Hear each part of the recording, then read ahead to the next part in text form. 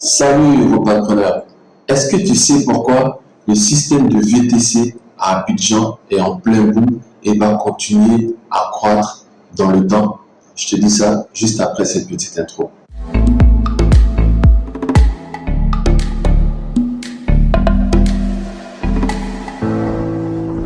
Bonjour, moi c'est Nipa Joël Anani, je suis un jeune membre de la diaspora rentré en Afrique, en Côte d'Ivoire précisément, investir. Donc je fais partie de la communauté des repreneurs, ceux qui souhaitent investir, rentrer et vivre au pays un jour. Si toi aussi tu penses faire partie de cette communauté, bienvenue à toi.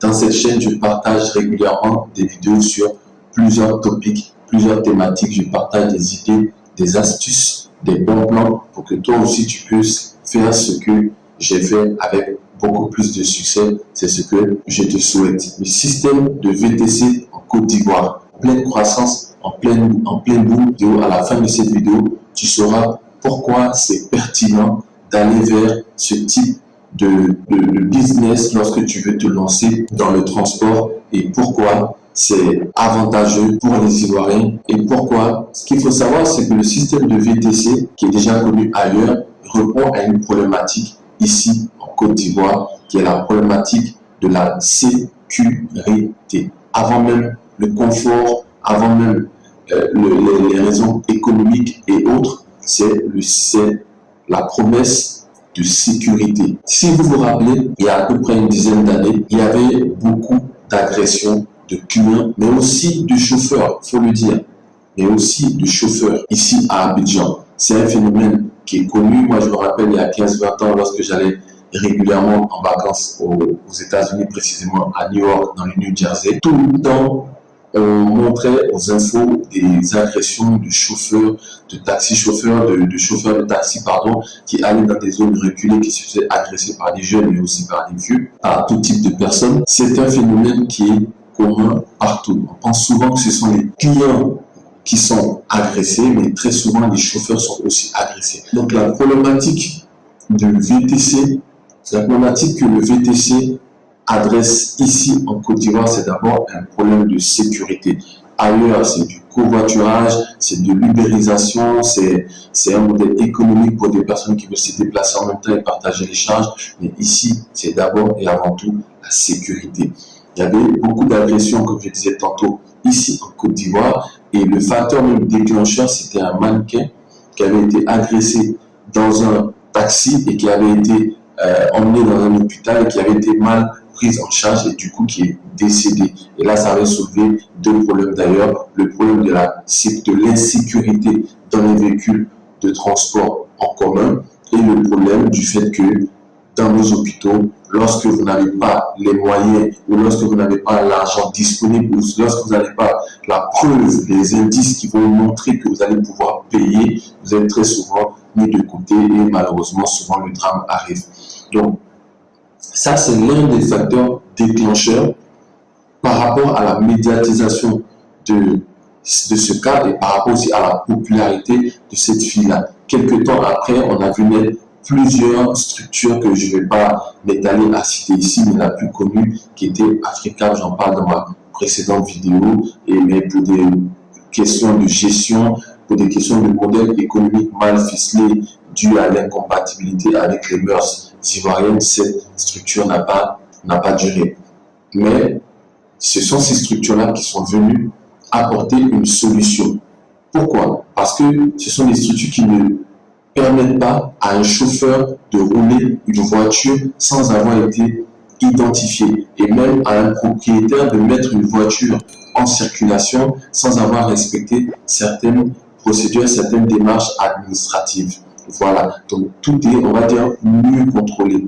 Aujourd'hui, vous pouvez avoir un taxi rouge à Abidjan, le chauffeur qui vient vous chercher, vous n'êtes pas sûr que c'est le chauffeur qui est habilité à rouler la voiture parce que les chauffeurs ont un système de deuxième chauffeur. C'est quoi le deuxième chauffeur? C'est un chauffeur principal qui a reçu la clé d'un propriétaire, et qui va rouler le véhicule et lorsqu'il est fatigué, va passer la clé à son second.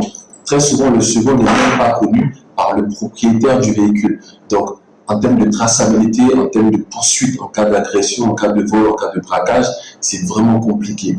Donc, il va simplement passer la clé à son deuxième, sans entretien, sans vérification, sans entretien d'embauche, sans vérification de moralité et tout ça. Et ce dernier va se mettre à rouler. Donc, le taxi rouge qui vient vous chercher, vous ne savez même pas s'il a l'autorisation de rouler la voiture, vous ne savez même pas s'il est assuré, vous ne savez même pas s'il a un permis d'ailleurs. Vous montez dans son véhicule, vous payez et puis vous partez.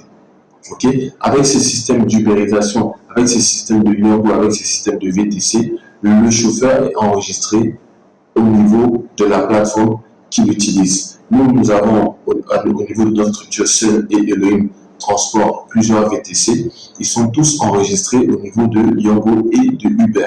Et lorsqu'un chauffeur doit changer, il doit envoyer sa pièce et le véhicule à Yango ou à Uber qui va faire une mise à jour. Ou lorsque également le chauffeur, parce que ça arrive que les chauffeurs sont indisponibles et se passent les voitures entre eux, la carte grise est encore envoyée au niveau de Yango pour faire encore un changement. Donc vous êtes presque sûr quand un Yango et un Uber vient vous chercher, vous êtes presque sûr à 95%, on va dire, puisqu'il y a toujours une marge d'erreur, que le véhicule qui vient vous chercher est celui qui est censé venir vous chercher. Et en plus, avec votre téléphone, vous avez la possibilité de voir l'immatriculation du véhicule qui est censé venir vous chercher et l'identité du chauffeur qui est censé venir vous chercher. Voilà. Donc concrètement, c'est une paix, on va dire paix de l'esprit au niveau du chauffeur, au niveau du client et au niveau du propriétaire. Tout le monde est sécurisé sur la ligne. Voilà pourquoi le VTC est en train de petit à petit s'imposer dans les mœurs ivoiriennes, peut-être même africaines, et ça va continuer à croître. Ça a commencé il y a un moment, il y en a qui se sont bien sucrés de la part du lion, mais c'est toujours bon parce que de plus en plus de personnes commencent à faire confiance à ce système-là et à utiliser ce moyen de transport. Donc la première raison, c'est la sécurité. Ensuite vient le confort. Le confort des VTC n'a rien à voir avec le confort des autres véhicules de transport en commun. Donc si on prend la même catégorie, ça va être les taxis rouges qui, eux, ont la liberté de pouvoir circuler dans tout Abidjan.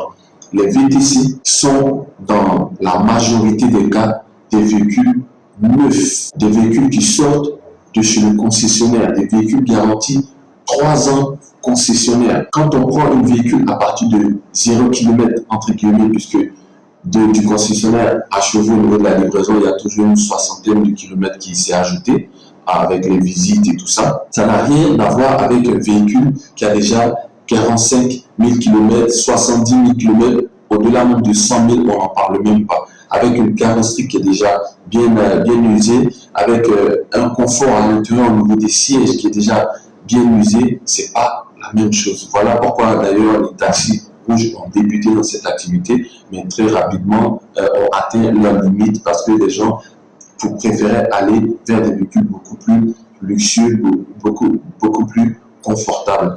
Aujourd'hui, vous pouvez prendre un Yango, vous pouvez prendre un VTC, vous pouvez prendre un Uber pour aller à un rendez-vous parce que c'est banalisé. Ça aussi, ça fait partie du confort.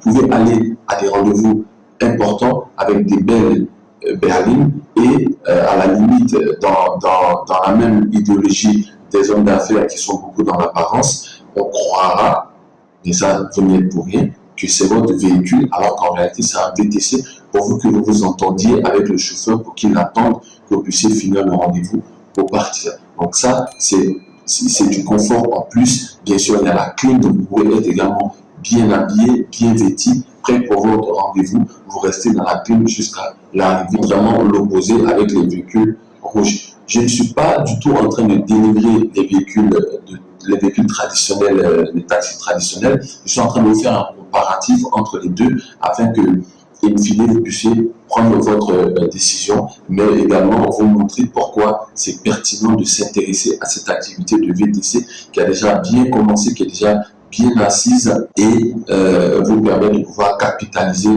sur ce business-là. Donc voici la sécurité, le confort, le prix, le côté économique n'est pas à négliger. Aujourd'hui, donc avant, tous les taxis rouges étaient équipés de compteurs.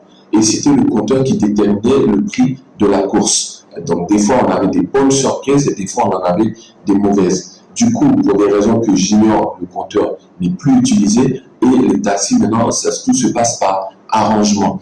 En général, sur une courte distance, ça va être 500. Dans la même ville, avec des distances un peu plus éloignées, ça va être 1000 francs. Quand on passe à la ville qui est juste à côté, ça va être 1500 ou 2000. Quand on va sur 2-3 villes plus loin, ça va être 3000, 4000. Et quand on met le péage, ça majore de 500 francs CFA. L'avantage avec les taxis, c'est que c'est l'application à travers un algorithme propre à la structure Yango ou Uber, aux structures Yango ou Uber, qui va calculer. Donc ça ne dépend ni du chauffeur ni du passager. C'est un calcul qui se fait et on veut croire que le calcul se fait de façon rationnelle et juste pour les deux parties. Voilà pourquoi des fois, pour une distance que vous aurez payé 5 000 avec un taxi rouge, vous allez vous retrouver à payer peut-être 2 500, 3 000 ou 3 500 avec un véhicule Yango. Sans compter le fait que le chauffeur reçoit des bonus qui lui permettent de recharger son compte, de mieux travailler et de mieux gagner. Donc le côté économique est encore une fois bon pour le chauffeur et pour le client, mais également pour le propriétaire qui a la possibilité d'encaisser des recettes qui vont de 20 000 à 30 000, même plus. Voilà. Alors que le taxi rouge au niveau du propriétaire est limité à 17 000 ou à 17 500 en fonction du véhicule et du propriétaire. Voilà. Bien sûr, après, on va rentrer petit à petit. Je vous dis, c'est une longue série de vidéos que je vais faire uniquement sur le VTC. Après, on va rentrer dans les détails du VTC, de l'activité, comment la gérer les pannes, gérer les chauffeurs, quelles sont les différentes astuces que je peux mettre à votre disposition qu'on utilise nous-mêmes, sachant qu'on est toujours en train d'apprendre de nouvelles choses, de sorte à ce que tu puisses vraiment comprendre cette activité-là. Bien sûr, si tu veux aller beaucoup plus loin avec des informations plus pertinentes, descends en barre de description. La première chose que tu trouves, c'est mon agenda en ligne.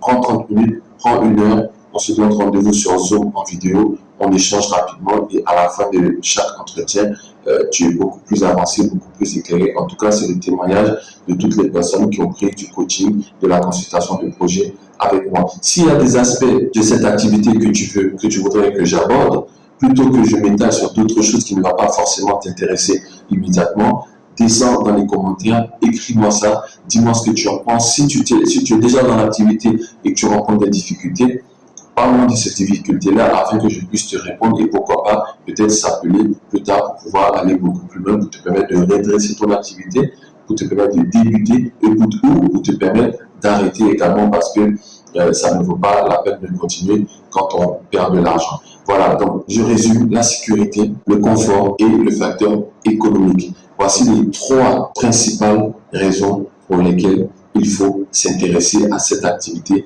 de VTC Côte d'Ivoire. Je ne connais pas la situation de ce business-là dans les autres pays d'Afrique. La pertinence de ma chaîne, c'est que je m'adresse aux personnes qui veulent investir en Côte d'Ivoire. Pourquoi? Évidemment parce que c'est le pays que je maîtrise le mieux, c'est le pays que je connais le mieux et c'est le pays sur lequel je suis le plus à l'aise à échanger, à donner des informations. Alors, cette vidéo tire à sa fin. Ce que je peux te dire, c'est que intéresse-toi à cette activité.